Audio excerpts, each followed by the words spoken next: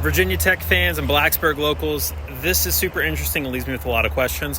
Virginia Tech's Board of Visitors just released their agenda for their next upcoming meeting, and it is a big one. They're planning to vote on a potential increase to the athletics department budget. And in the last meeting, you may remember, Athletics Director Whit Babcock asked for money to close a $46 million budget gap. Now, I break all that down in my recent YouTube video, which I'll link below. But the agenda for this one shows a possible $47 million increase this fiscal year, with even more coming in the following years.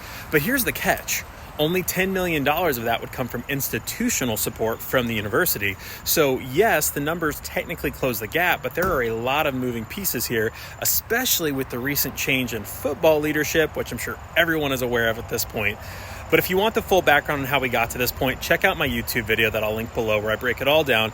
And here's the big thing. It especially is going to be interesting to see how it impacts the housing market in Blacksburg and Christiansburg in the New River Valley, because if they're giving them $10 million, they're likely going to reallocate that money from somewhere else. And if they're pulling it from somewhere like student housing, which would then put more pressure on the local housing market in Blacksburg and Christiansburg, we should expect ripple effects with prices to continue to go up as the university leans on those communities to help solve those problems. So this is going to be really interesting to follow.